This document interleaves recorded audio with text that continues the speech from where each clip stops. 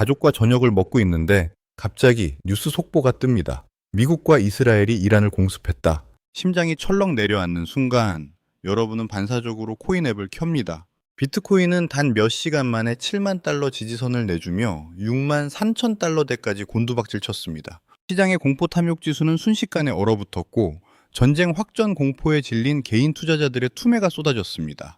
이 짧은 시간 동안 가상자산 시장에서 증발한 시가총액은 무려 약 175조 원에 달합니다. 그런데 말입니다. 수십만 명의 개미들이 손절 버튼을 누르며 시장을 떠날 때 소름 돋는 반전이 일어났습니다. 블랙록을 비롯한 월가의 고래들은 여러분이 피눈물을 흘리며 던진 이 거대한 투매 물량을 역대급 박앤세일 기간으로 활용했습니다. 데이터가 증명하는 잔혹한 팩트를 볼까요? 시장의 공포 탐욕 지수가 극단적 공포를 가리키며 수십만 명의 개미가 패닉셀을 하던 바로 그날, 미국 비트코인 현물 ETF로는 단 하루 만에 무려 4억 5,120만 달러, 우리 돈 약 6,100억 원의 막대한 자금이 순유입되었습니다. 특히 블랙록의 IBIT는 이중 절반이 넘는 2억 6,320만 달러를 단독으로 진공 청소기처럼 빨아들였습니다. 개미들은 세상이 끝난 줄 알고 도망쳤지만 기관들은 이 전쟁을 시스템 붕괴가 아닌 일시적 변동성으로 철저하게 계산하고 6만 달러 초반의 거대한 방파제를 쳐버린 겁니다. 결과는 어땠을까요? 며칠 뒤 비트코인은 보란듯이 7만 2천 달러 선을 단숨에 탈환하며 부자 반등을 이뤄냈습니다. 개인 투자자들은 전쟁이라는 극한의 불확실성을 피하기 위해 합리적인 현금화를 선택했을 수 있습니다. 하지만 반대편의 월가 기관들은 이 전쟁을 시스템 붕괴가 아닌 일시적 지정학적 이벤트로 철저히 계산하고 하방의 매수벽을 세웠죠. 단기적 리스크를 회피하려는 개인과 매크로의 구조적 변화에 베팅하는 거대 자본. 이 극명한 시각차가 부딪히며 만들어낸 잔혹한 변동성의 현장입니다. 디지털 금이라 불리던 비트코인은 왜 전쟁이 터지자마자 나스닥과 함께 가장 먼저 부러졌을까요? 그리고 왜 다른 어떤 자산보다도 빠르게 미친 듯이 살아 돌아왔을까요? 오늘 비트코인 투자자라면 등골이 서늘해질 이 전쟁의 이면에 숨겨진 시장의 잔혹한 메커니즘을 낱낱이 해부합니다. 비트코인은 적어도 지금 이 순간만큼은 전통적인 의미의 안전자산이 아닙니다. 데이터가 이걸 잔인하리만큼 명확하게 증명합니다. 2026년 3월 기준 비트코인과 미국 주식시장 S&P 500 지수 간의 상관계수가 0.6에서 0.7까지 치솟았습니다. 이게 무슨 뜻이냐면 비트코인 가격 움직임의 약 70%가 주식시장과 같은 방향으로 움직이고 있다는 겁니다. 주식이 1% 빠지면은 비트코인은 1.3% 이상 빠지는 구조. 베타지수 1, 3. 주식보다 더 변동성이 큰 초고위험 자산이라는 뜻입니다. 혹시 이 숫자가 와닿지 않는 분들을 위해 조금 더 직관적으로 말씀드리겠습니다. 여러분이 삼성전자 주식을 들고 있는데 시장이 10% 빠졌다면은 같은 시간 비트코인을 들고 있었으면은 13%가 빠진다는 소리입니다. 공포가 엄습할 때 가장 크게 흔들리는 자산, 그게 지금 비트코인의 현주소입니다. 이란 공습 소식이 전해지자 어떤 일이 벌어졌는지 떠올려 보세요. 투자자들은 비트코인을 내다 팔고 달러와 실물금으로 대피했습니다. 강달러, 높은 국채 수익률, 윅스 공포지수 급등, 이 트리플 약세 환경에서 이자 한 푼 주지 않는 암호화폐는 매도 1순위로 전락한 겁니다. 비유를 하나 들어보겠습니다. 비트코인은 지금 거대한 태풍이 몰아치는 바다 위의 최신형 회속정과 같습니다. 맑은 날에는 어떤 배보다 빠르고 화려하죠. 하지만 태풍이 오면 가장 먼저 가장 크게 흔들립니다. 반면 금은 묵직한 항공모함입니다. 둔하지만 태풍에도 쉽게 뒤집히지 않죠. 문제는 2025년 현물 ETF가 승인되고 월스트리트에 막대한 기관 자금이 유입되면서 이 쾌속정이 거대한 전통 금융시장이라는 바다에 완전히 편입돼 버렸다는 겁니다. 독자적으로 움직이던 시절은 끝났습니다. 블랙록, 피델리티 같은 월가의 대형 기관들이 들어오면서 비트코인은 더 이상 사이퍼펑크들의 독립화폐가 아닙니다. 이제 비트코인은 매크로 변수에 철저히 예속된 자산이 돼버렸습니다. 연준이 금리를 올리면 빠지고 달러가 강해지면 빠지고 윅스가 튀면 빠집니다. 2022년 크립토 윈터 때와는 질적으로 다른 종류의 연결이 형성된 겁니다. 이 사실을 직시하고 인정해야 합니다. 디지털 골드라는 서사는 적어도 위기의 초반 국면에서는 사실상 무의미하게 작동했다는 것을요. 비트코인은 전쟁이 터졌을 때 여러분의 자산을 지켜주는 방패가 아닙니다. 오히려 주식시장의 공포를 증폭시키는 확성기에 가깝습니다. 그런데 여기서 이야기를 끝내면은 반쪽짜리 진실에 불과합니다. 여러분이 비트코인을 보면서 느끼는 그 실망감 충분히 이해합니다. 하지만 비트코인에는 금에는 절대 없는 소름 돋는 반전 카드가 한 장 숨겨져 있거든요. 가장 심하게 부러지지만 가장 빠르고 미친 듯이 튀어오르는 역사적 패턴. 이 패턴을 모르면 지금 비트코인을 던지는 최악의 실수를 저지르게 됩니다. 비트코인이 위기의 초반에 부러진다는 건 데이터로 확인했습니다. 하지만 비트코인은 부러진 만큼 미친 듯이 반등하는 자산이기도 합니다. 2020년 코로나 팬데믹 때를 떠올려 보십시오. 비트코인은 3월 12일 하루 만에 40% 가까이 폭락했습니다. 암호화폐 역사에서 블랙 목요일이라 불리는 그날, 비트코인을 들고 있던 모든 사람이 절망했습니다. 커뮤니티는 비트코인은 끝났다는 비명으로 가득 찼고 패닉셀링이 거래소를 마비시킬 지경이었습니다. 그런데 그 바닥에서 출발한 비트코인이 어떻게 됐는지 아십니까? 불과 1년 만에 6만 달러를 돌파했습니다. 바닥에서 10배, 3월의 공포 속에서 던진 사람과 이를 악물고 버틴 사람의 차이가 10배였다는 뜻입니다. 만약 그날 1천만 원어치를 버텼다면 1년 뒤 1억이 되어 있었습니다. 반대로 공포에 던졌다면 40% 손실을 확정짓고 이후에 10배 상승을 구경만 해야 했겠죠. 이번에도 같은 패턴이 작동하고 있습니다. 코스피가 12%라는 역대급 하락폭을 기록하며 신음하고 있을 때 비트코인은 나홀로 상승하며 디커플링의 조짐을 보여줬습니다. 그리고 이 반등의 핵심 동력을 이해하려면 아래에 거대한 방파제를 치고 있는 존재의 정체를 알아야 합니다. 온체인 데이터가 보여주는 차가운 현실을 보실까요? 2026년 3월 초 이란 공습으로 시장에 피보라가 쳤을 때 개인 투자자들은 패닉에 빠져 무려 50억 달러, 우리 돈 약 6조 7천억 원어치의 물량을 시장에 집어 던졌습니다. 특히 0.51 비트코인도 안 되는 소액을 들고 있던 개미 지갑들은 꾸준히 계좌를 닫고 도망쳤죠. 그런데 개미들이 7조 원 가까운 돈을 던지고 떠난 바로 그 지옥 같은 3일 동안 월가의 기관들은 무엇을 했을까요? 미국 현물 ETF로는 단 3거래일 만에 11억 달러 이상의 순유입 실탄이 들어왔습니다. 더 소름 돋는 건 진짜 고래들의 움직임입니다. 1000가의 이상의 비트코인을 쥐고 있는 거대 고래 지갑수는 이 무서운 하락장 속에서도 물량을 입 벌리고 받아먹으며 1207개에서 1303개로 오히려 늘어났습니다. 비인크립토 최신 집계에 따르면은 기관들이 코인을 사기 위해 쏟아부은 누적 순유입액은 무려 557억 달러, 약 75조 원에 달합니다. 이 75조 원의 막대한 순유입 실탄이 1차적인 구조적 하방 경직성을 만들어준 것은 팩트입니다. 시장의 구조가 고래들 중심으로 재편된 것이죠. 하지만 맹신은 금물입니다. 이 막대한 자금 역시 결국은 수익을 줬는 월가의 자본입니다. 만약 전쟁이 최악의 전면전으로 치달아 글로벌 유동성 자체가 붕괴한다면 이 거대한 방파제 역시 순식간에 썰물처럼 빠져나가며 시장에 더 끔찍한 충격을 줄 수 있는 양날의 검이라는 사실을 우리는 반드시 이성적으로 직시해야 합니다. 그렇다면 고래들은 왜 이 위험한 전쟁통에 비트코인을 미친 듯이 사모으고 있을까요? 그 답을 알려면은 이 전쟁의 진짜 목적을 들여다봐야 합니다. 그리고 그 진짜 목적을 알면은 소름이 돋습니다. 자, 여기서 카메라를 확 돌려보겠습니다. 비트코인 차트에서 눈을 떼고 이 전쟁이 벌어진 타이밍을 한번 주목해 주십시오. 이란 공습이 시작된 건 언제였습니까? 토요일입니다. 뉴욕 증권거래소가 문을 닫은 주말이었습니다. 우연이라고 생각하십니까? 여기에는 조금 소름 돋는 해석이 있습니다. 지금 미국 정부, 특히 트럼프 행정부가 가장 신경 쓰는 문제 중 하나는 미국 국채 금리의 안정입니다. 미국은 현재 약 36조 달러가 넘는 국가 부채를 안고 있습니다. 이 상황에서 국채 금리가 올라가면 어떤 일이 벌어질까요? 미국 정부가 갚아야 할 이자 비용이 눈덩이처럼 불어나게 됩니다.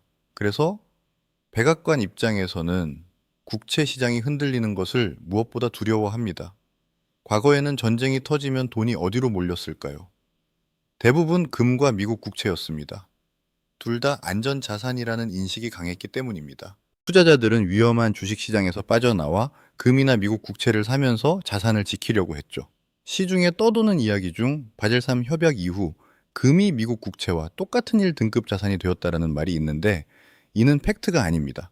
국제 규제상 금은 여전히 미국 국채와 같은 최고 등급의 유동성 자산으로 대우받지 못합니다. 그런데도 왜 지금 전 세계 중앙은행들은 규제를 무시하듯 국채를 내다 팔고 금을 미친 듯이 사들일까요? 시장의 해석이 규제보다 훨씬 더 냉혹하기 때문입니다. 36조 달러가 넘는 국가 부채를 짊어진 미국의 재정 상태, 그리고 러시아 제재에서 보여준 달러의 무기화를 두 눈으로 똑똑히 지켜본 겁니다. 규정상 등급이 국채보다 한 수 아래라 할지라도 내 금괴 보관된 실물 금만이 하루아침에 얼어붙을 수 있는 달러 시스템을 대체할 진짜 피난처다라고 그들 스스로 행동으로 증명하고 있는 것입니다. 이 변화는 투자자의 행동을 바꾸기 시작했습니다. 과거에는 전쟁이 나면은 국채와 금이 함께 올랐지만 지금은 국채 대신 금으로 이동하는 현상이 나타나기도 합니다. 만약 투자자들이 국채를 팔고 금을 산다면 어떤 일이 벌어질까요? 국채 가격은 떨어지고 반대로 국채 수익률은 올라갑니다. 문제는 여기서부터입니다. 국채 금리가 올라가면 미국 정부가 새로 발행하는 국채의 이자도 더 높아집니다. 이미 막대한 빚을 안고 있는 미국 입장에서는 이것이 매우 큰 부담이 됩니다. 그래서 일부 분석가들은 흥미로운 가설을 제시합니다. 왜 하필 전쟁이 주말에 시작됐을까? 주말에는 뉴욕 금융시장과 국채 시장이 닫혀 있습니다. 즉, 투자자들이 즉각적으로 국채를 팔 수 없습니다. 만약 전쟁이 평일 장중에 발생했다면 시장은 즉각 반응하면서 국채 금리가 급등할 수도 있습니다. 이 관점에서 보면은 주말이라는 시간은 시장 충격을 완화할 완충 장치가 됩니다. 월요일 장이 열릴 때까지 정부와 금융기관이 대응할 시간을 벌 수 있기 때문입니다. 물론 이것이 공식적인 설명은 아닙니다. 하지만 분명한 것은 하나입니다. 오늘날 세계 금융시장에서 전쟁은 단순한 군사 이벤트가 아니라 채권 시장과 금 시장을 동시에 움직이는 거대한 금융 사건이라는 점입니다. 그런데 여기서 반전이 벌어집니다. 전통 시장은 닫혀 있었지만 비트코인 시장은 열려 있었습니다. 주식도 못 팔고 채권도 못 사고 금 선물도 거래할 수 없는 투자자들에게 유일하게 열려 있던 탈출구. 그곳으로 유동성이 몰렸습니다. 바이낸스를 비롯한 글로벌 거래소에서 비트코인 파생 상품 거래량이 폭발적으로 증가했고 탈중앙화 거래소인 하이퍼리퀴드에서는 원유 무기한 선물, 금, 은가지 거래량이 치솟았습니다. 전통 시장이 문을 닫았으니 24시간 열려있는 디지털 시장으로 사람들이 몰려든 겁니다. 이 현상의 의미를 가볍게 보면 안 됩니다. 전쟁이라는 극단적 상황에서 비트코인은 단순한 투자 자산이 아니라 전 세계 유동성의 비상 밸브 역할을 해낸 겁니다. 거대한 댐에 물이 가득 차서 터질 것 같은 상황을 상상해 보십시오. 전통 금융시장은 주말에 수문을 완전히 잠가버립니다. 하지만 비트코인이라는 비상 밸브는 24시간 열려 있어서 넘치는 물의 압력을 조금씩 빼줍니다.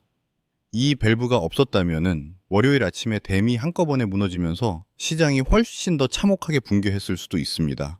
그런데 미국은 도대체 왜 전면전의 위험을 감수하면서까지 이란을 타격해야만 했을까요? 결론부터 말씀드리겠습니다. 이 전쟁은 단순한 군사 충돌이 아닙니다. 무너져가는 달러 패권을 지키기 위한 미국의 절박한 금융 전쟁이며 역설적이게도 이 전쟁은 비트코인이라는 무국적 자산에 대한 전 세계적 수요를 폭발시키는 가장 거대한 촉매제가 될 것입니다. 어떻게 중동의 미사일이 비트코인의 구조적 상승을 만들어내는지 지금부터 그 소름 돋는 퍼즐을 맞춰드리겠습니다. 먼저 시선을 중동의 지도 위로 옮겨보겠습니다. 호르무즈 해협이라는 좁은 물길이 보이십니까? 하루에 약 2천만 배럴의 원유가 이 해협을 통과합니다. 전 세계 해상 원유 수송량의 20%. 이 좁디좁은 바닷길이 지금 세계 경제의 목줄을 쥐고 있는 겁니다. 미국이 이란을 타격한 표면적 이유는 핵 프로그램 폐기입니다. 하지만 그 이면을 들여다보면은 훨씬 더 거대한 게임이 벌어지고 있습니다. 바로 페트로달러 시스템의 수호. 쉽게 말해 전 세계 석유 거래를 달러로만 결제하게 만든 그 시스템을 지키기 위한 전쟁입니다. 이 시스템이 어떻게 작동하는지 풀어드리겠습니다. 미국은 1970년대에 사우디아라비아와 밀약을 맺었습니다. 오펙 국가들이 석유를 달러로만 결제한다라는 조건이었죠. 이 약속 덕분에 전 세계 모든 나라가 석유를 사려면은 먼저 달러를 확보해야 했고 미국은 종이를 찍어서 진짜 물건을 살 수 있는 역사상 유례없는 특권을 누려왔습니다. 그런데 이 시스템에 균열이 생기기 시작했습니다. 중국이 위안화로 석유를 결제하는 실험을 시작한 겁니다. 중국은 하루에 1,000만 배럴의 석유를 수입하는 전 세계 석유 유통량의 약 15%를 차지하는 거대 구매자입니다. 중국은 상하이 선물 거래소와 현물 금 거래소를 연결해서 사우디아라비아가 위안화로 석유를 팔고 그 위안화를 즉시 금으로 교환할 수 있는 구조를 만들어냈습니다. 사실상 금으로 석유를 사는 셈입니다. 이 구도에서 이란은 핵심 고리입니다. 이란은 중동의 대표적인 반미 국가이면서 세계 3, 4위의 산유국입니다. 중국의 위안화 결제로 석유를 공급할 수 있는 가장 강력한 파트너였죠. 미국의 입장에서 보면은 이란의 석유를 장악하면은 중국의 페트로 위안 전략 자체가 무력화됩니다. 베네수엘라의 석유도 이미 손을 뻗었고 이란까지 제압하면은 반미 국가들이 중국에 공급할 석유 자체가 사라지는 겁니다. 달러 결제망을 위협하는 씨앗을 뿌리째 뽑겠다는 것, 이것이 이 전쟁의 진짜 본질입니다. 하지만 여기서 미국이 쏘아 올린 미사일이 부메랑이 되어 돌아오는 거대한 모순이 발생합니다. 미국이 달러 결제망을 무기화하면 할수록 그 무기를 바라보는 나라들의 불안감은 커집니다. 러시아 외환 보유고 동결 사태를 목격한 순간 전 세계 비서방 국가들은 뼈저리게 깨달았습니다. 달러에만 의존하면 내 나라의 돈이 하루아침에 얼어붙을 수 있다. 이 공포가 중국, 인도, 중동 산유국들을 달러 채권 매각과 실물금 축적이라는 노골적인 탈달러화 전략으로 내몰고 있습니다. 정치적인 중립성이 없는 화폐는 장기적으로 수명이 끝납니다. 지금은 미국의 힘이 무서우니까 쓰는 것이지 예전처럼 필요해서 쓰는 것이 아닙니다. 단기적으로 미국은 군사력으로 달러 결제망을 지켰습니다. 하지만 장기적으로 이 전쟁은 달러 패권의 종말을 앞당기는 역설적 촉매제가 될 수 있습니다. 달러의 무기화가 오히려 탈달러를 가속시키는 이 모순적 구조 속에서 어디에도 소속되지 않은 무국적 디지털 자산에 대한 수요가 구조적으로 커질 수밖에 없는 이유를 이제 이해하시겠습니까? 달러의 무기화로 통화의 신뢰가 깨진 시대, 지정학적 리스크를 24시간 해지할 수 있는 피난처는 어딜까요? 이 질문에 대한 답을 이번 전쟁이 아주 적나라하게 보여줬습니다. 이란 최대 거래소인 노비텍스의 데이터를 보십시오. 공습 소식이 전해진 수분 만에 비트코인 유출량이 700% 폭증했습니다. 2월 28일부터 3월 2일 사이 약 1030만 달러 규모의 비트코인이 거래소를 빠져나갔습니다. 이란 시민들이 인터넷이 끊기기 전에 비트코인부터 뺐다는 뜻입니다. 은행은 마비되고 현금 인출은 제한되고 국경은 봉쇄되는 전쟁의 한가운데서 유일하게 작동한 금융 시스템 비트코인이었습니다.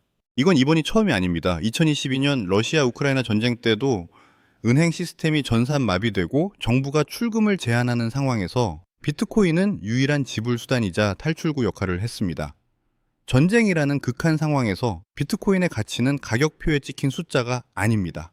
누구의 허가도 필요 없이 12개의 단어만 외우면은 기억만으로 국경을 넘을 수 있는 유일한 자산이라는 사실. 금은 무겁습니다. 현금은 압수당합니다. 부동산은 가지고 도망칠 수 없습니다. 하지만 비트코인은 내 데이터로 존재합니다. 이것이 비트코인의 진짜 가치입니다. 접근성과 검열 저항성. 변동성이 큰 게 아니라 유일하게 숨을 쉬고 있는 것입니다. 여기에 구조적 변화의 징후가 하나 더 포착됩니다. 태국증권거래위원회는 2026년 초 비트코인 현물 ETF와 선물 거래 제도를 대대적으로 승인했습니다. 그동안 암호화폐를 투기적 도박으로 치부하던 아시아 신흥국 규제 당국이 비트코인을 전통 자본시장 내 합법적인 대체 자산으로 공식 인정한 겁니다. 자국 통화의 가치가 흔들리는 신흥국에서 무국적 디지털 자산에 대한 구조적 수요가 제도적으로 열리고 있다는 뜻입니다. 서구권에 편중되어 있던 비트코인의 수요 기반이 다변화되는 중요한 전환점이죠. 여기에 2024년 4월 반감기라는 변수까지 겹쳐 있습니다. 하루 채굴량이 900개에서 450개로 절반이 줄었는데 기관들은 매일 수백에서 수천 개를 쓸어 담고 있습니다. 공급은 반으로 줄었는데 수요는 폭발적으로 늘어나는 이 구조적 수급 불균형. 이걸 실감나게 말씀드리면은 매일 생산되는 비트코인의 총 가치가 약 3천만 달러인데 기관들이 하루에 사들이는 규모가 수억 달러에 달하는 날이 속출하고 있다는 겁니다. 거시경제의 압박이 조금만 헐거워져도 가격이 스프링처럼 튀어오를 에너지가 지금 이 순간에도 축적되고 있습니다. 비트코인은 더 이상 사이퍼펑크들의 장난감이 아닙니다. 전쟁의 포화 속에서도 멈추지 않는 금융 인프라이자 통화 가치 하락에 대한 구조적 방패입니다. 그렇다면 미국 정부는 이 거대한 흐름을 어떻게 통제하려 할까요? 아니, 통제가 아니라 오히려 포용하려 한다면 그 답이 바로 지금 워싱턴에서 벌어지고 있는 법안 전쟁에 있습니다. 워싱턴으로 카메라를 돌려보겠습니다. 전쟁의 포화가 쏟아지는 와중에도 미국 의회에서는 암호화폐의 운명을 결정할 조용하지만 거대한 전투가 벌어지고 있습니다. 바로 클래리티 법안입니다. 이 법안이 왜 그토록 중요한지 핵심만 짚어드리겠습니다. 지금까지 암호화폐는 증권이냐 상품이냐를 놓고 끊임없이 법적 회색지대에 놓여 있었습니다. SEC는 증권이라고 우겼고 CFTC는 상품이라고 주장했습니다. 이 애매한 지위 때문에 대형 은행들과 기관 투자자들은 비트코인에 본격적으로 발을 담그고 싶어도 법적 리스크가 두려워 망설였던 겁니다. 클래리티 법안이 통과되면은 이 회색지대가 사라집니다. 코인이 상품으로 인정되면 은행권이 직접 수탁 서비스를 제공하고 자산관리 포트폴리오에 비트코인을 편입하는 것이 법적으로 가능해집니다. 지금까지 0. 몇 %에 불과했던 기관들의 암호화폐 배분 비율이 5%, 10%까지 올라갈 수 있는 구조적 물꼬가 트이는 겁니다. 백악관 암호화폐 전담 고문인 패트릭 히트는 이렇게 말했습니다. 클래리티 법안을 통해 수조 달러의 자금이 암호화폐 시장에 진입할 수 있는 길이 열린다고요. 수조 달러. 이 규모를 한번 체감해 보십시오.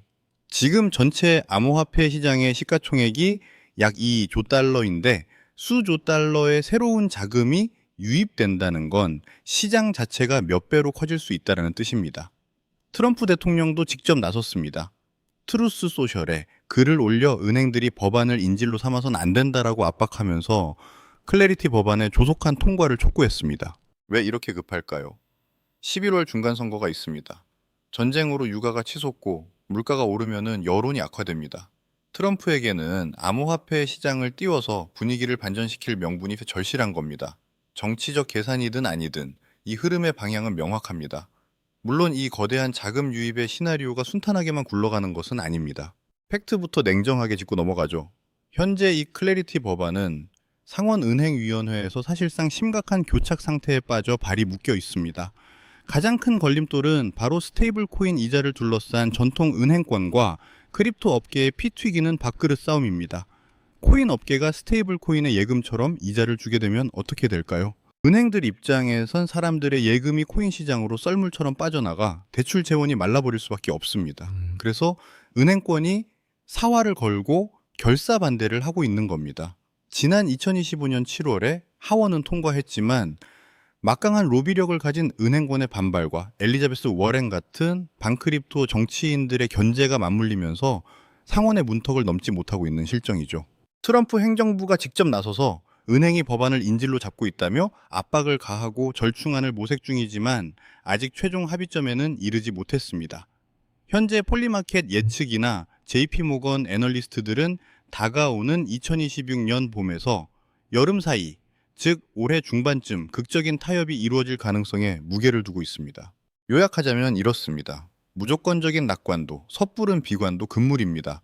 법안이 통과되면은 수조 달러의 방아쇠가 당겨지는 것은 잠재적 팩트입니다. 하지만 지금 당장은 그 방아쇠를 당길 권력을 두고 기득권인 전통 금융과 신흥 세력인 크립토 업계가 숨막히는 줄다리기를 하고 있는 것. 이것이 우리가 직시해야 할 시장의 냉정한 현실입니다. 하지만 여기서 주목할 건 통과 시점이 아닙니다. 방향입니다. 크라켄이 암호화폐 기업 최초로 미 연준의 마스터 계정 승인 완료 단계에 있다는 사실, 유럽 은행들이 스테이블 코인 출시를 준비하고 있다는 사실, 비자와 마스터카드가 스테이블 코인 결제망을 100개국 이상으로 확대하고 있다는 사실, 이 모든 퍼즐 조각을 맞춰보면은 아날로그 금융에서 디지털 결제망으로의 패러다임 전환은 이미 돌이킬 수 없는 강을 건넌 겁니다. 가격이 오르건 내리건 제도권 진입이라는 거대한 톱니바퀴는 멈추지 않습니다. 그렇다면 이 제도의 방역과 전쟁이라는 거대한 파도 앞에서 우리는 어떤 시나리오를 대비해야 할까요? 여러분, 지금 가장 위험한 질문이 뭔지 아십니까? 지금 살까요? 팔까요? 바로 이 질문입니다. 이 질문 자체가 이미 단기적인 가격에 멱살이 잡혀 있다는 증거이기 때문입니다. 카메라를 한번 확 뒤로 빼서 거대한 매크로 사이클의 조감도를 보겠습니다. 이 전쟁이 앞으로 어떻게 흘러가느냐에 따라 비트코인의 운명이 완전히 달라집니다. 시나리오를 세 가지로 나눠 보겠습니다. 첫 번째, 빠른 통제권 회복으로 끝나는 당이 종결 시나리오입니다. 트럼프가 4에서 5주 안에 중동 상황을 정리하겠다고 공언한 만큼 미군이 혁명수비대의 핵심 시설을 타격하고 닫혀버린 호르무즈 해협의 수문을 강제로 다시 여는 경우입니다. 이 시나리오가 현실화되면 $100 위로 치솟았던 유가가 빠르게 안정화됩니다. 유가가 꺾이면 인플레이션 재점화 우려가 완화되고 연준의 금리 인하 기대감이 다시 살아나며 묶여있던 유동성이 풀리기 시작합니다. 이 경우 극도로 억눌렸던 비트코인은 당이 하락을 딛고 폭발적인 V자 반등을 만들어냅니다. 여기에 클래리티 법안 통과 기대감까지 맞물리면은 72,000달러 저항선을 가볍게 돌파하고 8만, 10만 달러를 향한 궤적이 열리게 됩니다. 두 번째, 전면전으로 확대되는 장기화 시나리오입니다. 여러분, 이건 더 이상 막연한 공포가 아니라 현재 진행형인 팩트입니다. 이란 혁명 수비대의 경고는 빈말이 아니었습니다. 지금 이 순간 호르무즈 해협은 이미 봉쇄되었고 국제 유가는 100달러를 돌파했습니다. 여기서 미국이 지상군까지 투입하는 최악의 수렁으로 빠져든다면 어떻게 될까요? 카타르 에너지 장관의 경고처럼 유가는 150달러를 향해 치솟게 됩니다.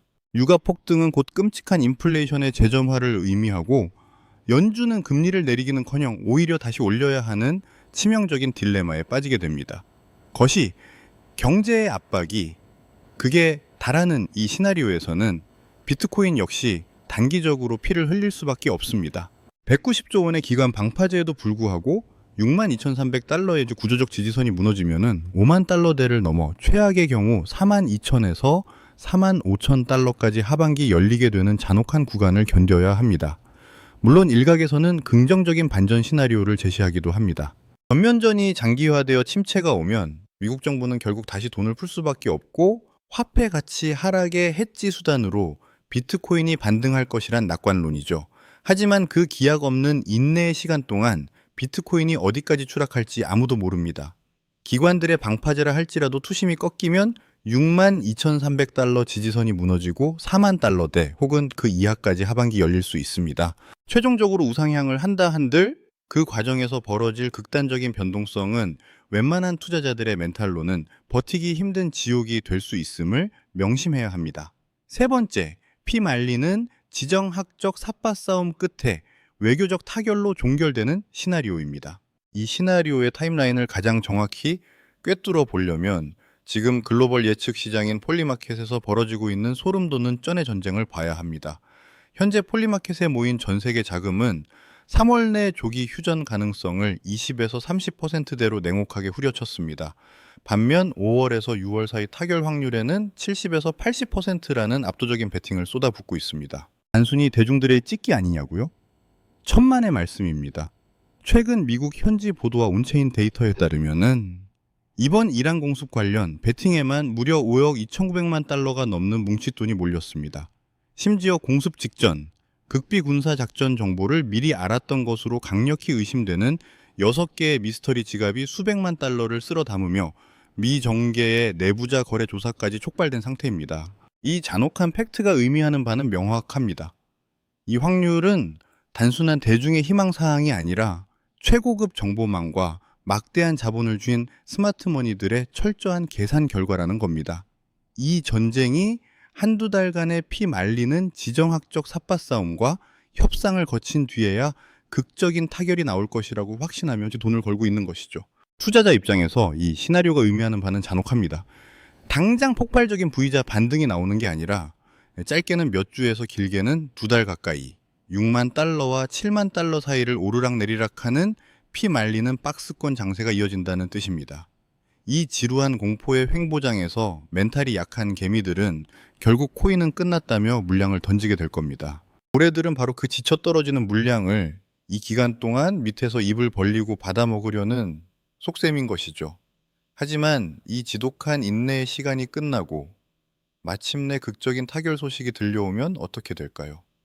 지정학적 리스크가 거침과 동시에 전쟁의 공포 속에서도 유일하게 24시간 멈추지 않았던 비트코인의 대체 안전자산 프리미엄이 폭발하며 무서운 상승 모멘텀을 타게 될 것입니다.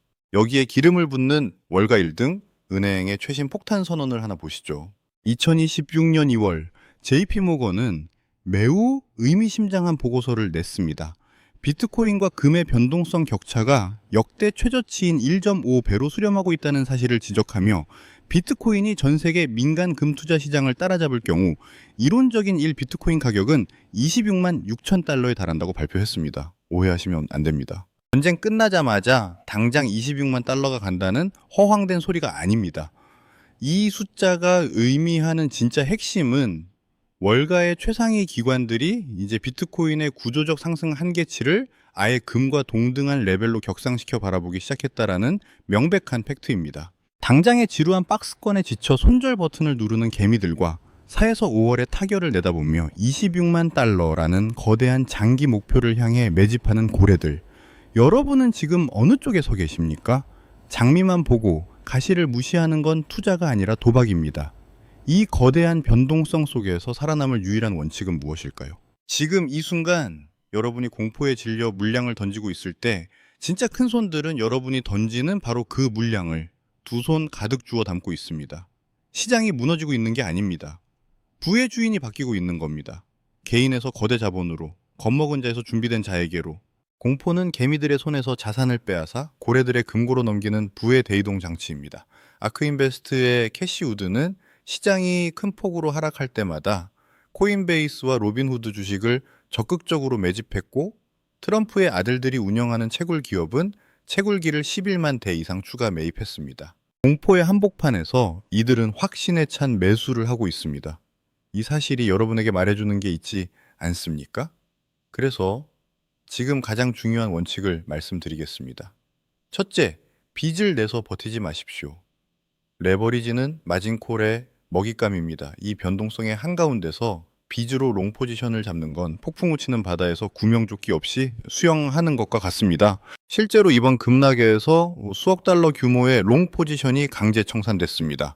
그 돈은 증발한 게 아닙니다.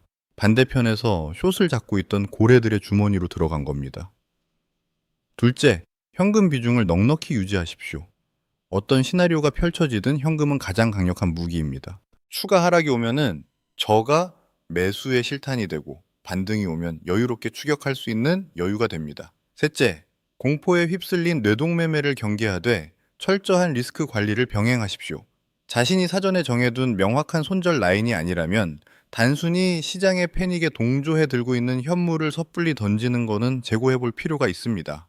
2020년 코로나 팬데믹 당시 바닥에서 공포를 견디지 못하고 매도한 사람과 버틴 사람의 결과가 어떻게 엇갈렸는지 우리는 역사로 확인했습니다.